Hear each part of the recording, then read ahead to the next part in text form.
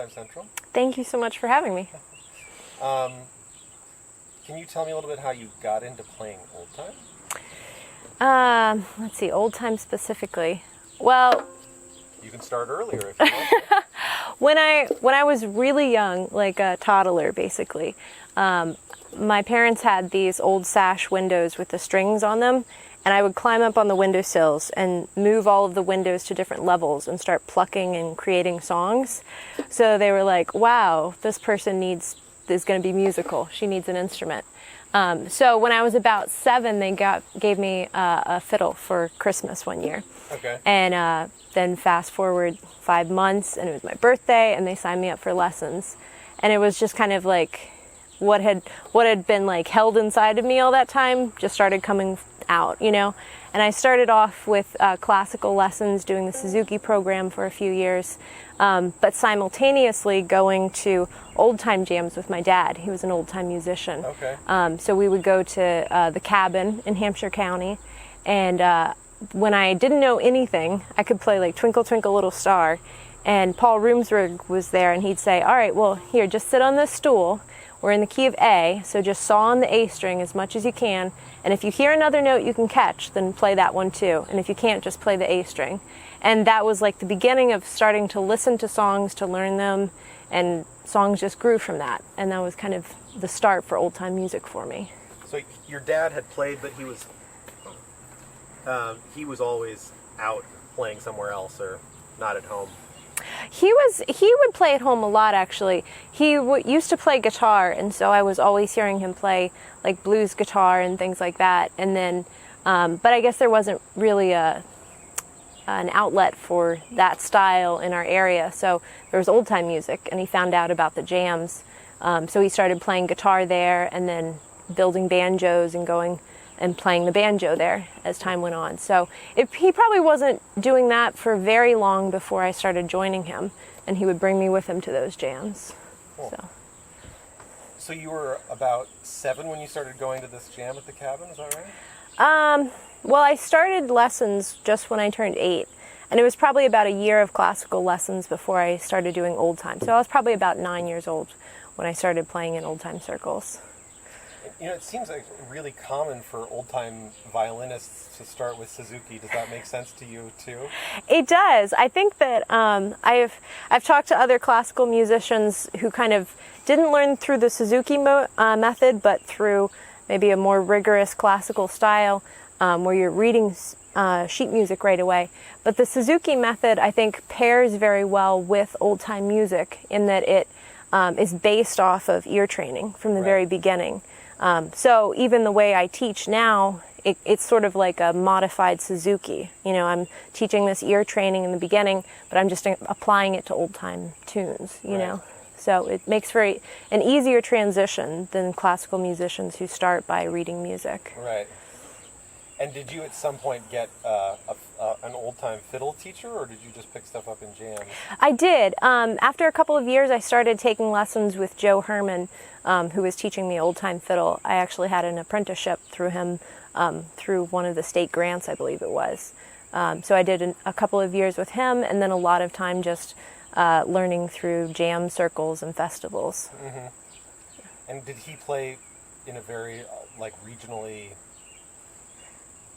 fashion, or? Yeah, I think that there are a number of tunes, and maybe some of the techniques even, but especially a lot of the tunes that are specific to Hampshire County, whether they were written by folks that are here or are simply songs that we play in a unique way. So he taught a lot of those. He had spent a number of years playing with an old fiddler named Israel Welch, who is here in the area. And he wrote a lot of tunes and kind of passed that on to the whole generation that's playing old-time music here now.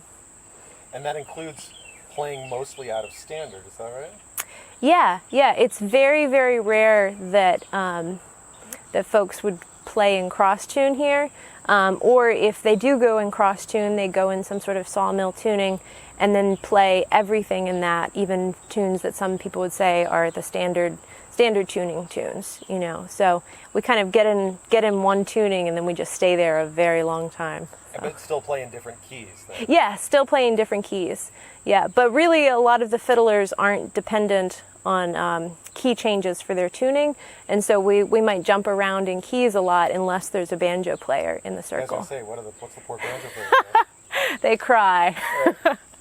Yeah, no, we try and be kind to the banjo players and at least play a couple of tunes in the same key. So. Are there not as many banjos as some other parts? No, there's a good bit of banjos. Usually there's a banjo player in the circle, at least one or two. Right. So, yeah. That's cool. Yeah, it's good.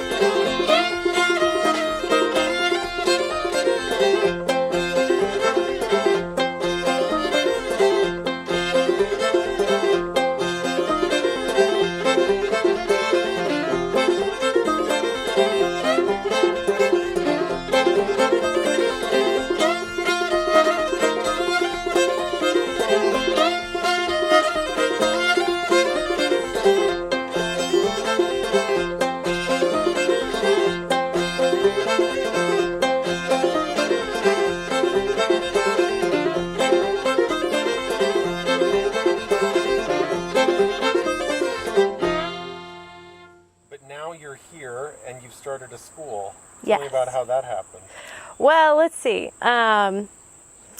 All of that, playing music when I was young, I went kind of music crazy for a while in my teenage years and was just playing constantly. And then I moved away to college and was in Baltimore for a number of years. Ended up working in an office and kind of felt like I was dying on the inside. I wasn't playing music much. I was just making the paychecks and stuff. So we decided to get out of the city and move back to the country. And that was a pretty big life change. So it was the time that, like, if we were going to make one life change, let's make another. So we decided, all right, well, I really need to have more music in my life again. So I said, well, that's just what I'm going to do. I'm going to find some way to make a living playing music. And I decided that I didn't want to do a lot of touring and traveling because that's an exhausting life. Right. But I love teaching. I had done some teaching even as a teenager, a couple of students, and I really enjoyed that work. So I started taking on students when we moved back and spent a couple of years just teaching from my home until I had close to 20 students coming weekly to my house and just taking lessons from me in my living room. And we decided that it was time to make another big step and build a space for it. So we created this space called the Cat and the Fiddle, which has been a collaborative music environment. We say it's a space where not only I teach, it's a space that supports students wanting to come and learn and supports local teachers so that they have an opportunity to share their talent. So myself and 5 other teachers have kind of band together to provide music lessons here. And the focus is still old time. It is. Yeah, we use the word roots music here because there are some teachers that aren't specifically old time teachers. One of our teachers has more of a bluegrass slant. One of our teachers plays some blues music, but all of them being acoustic styles of roots music. And I would say still probably 80% of the music, though, is old time. That's cool that there are that many people around who want to learn. Yeah. And most of them are younger, or is it a good assortment? I would say probably like 60% of them are younger folks. There's some adults that are wanting to learn. A number of retired people that have just been busy all their life. They finally have the time to pick up an instrument. And it's more challenging, I think, at the older ages to pick up an instrument for the first time. So maybe some of those people are seeing it and sending their grandkids here now. So there's a lot of young folks that are starting to take lessons. And then you have lessons and have a place for local teachers to come. You also host a jam. Yes. So we don't have a regular date for it yet, but we've been doing irregular jam sessions here. A place that people can come and practice with bands, and a place that touring musicians could come and do workshops as well. So it's a little bit of everything is mixed in here. Cool. Yeah.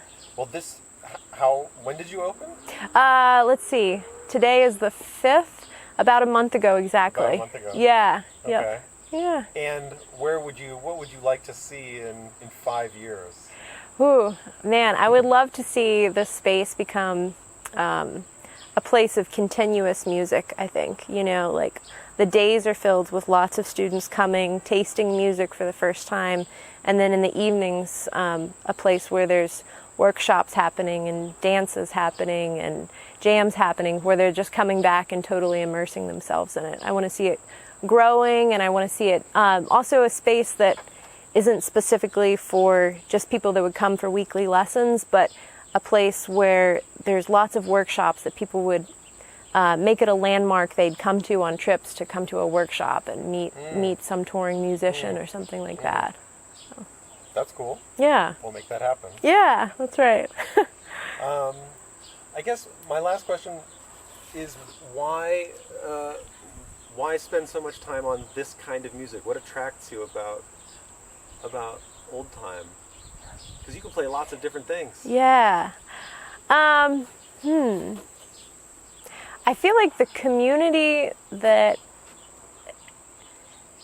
old time music is a part of is rather unique. You know, there's like when I was a classical musician, you'd be given a sheet of music to learn for a quartet. You would go by yourself and you would learn it. And then you would come and you would just perform it with a group or something like that. In old time music, even the way that you learn, it's that you're never alone. You know, you're always sitting with someone, you're face to face with someone, you're learning. And I think that old time music is such a community-based culture. You know, it's this place where people are accepted, where people know you, they know your life, and it's a lot more than just the music when you're a part of an old time circle. Right. Cool. Well, should we play a couple tunes? Let's do that. All right. Yeah. Excellent. This is an old tune from Israel Welch called Hell on the Potomac.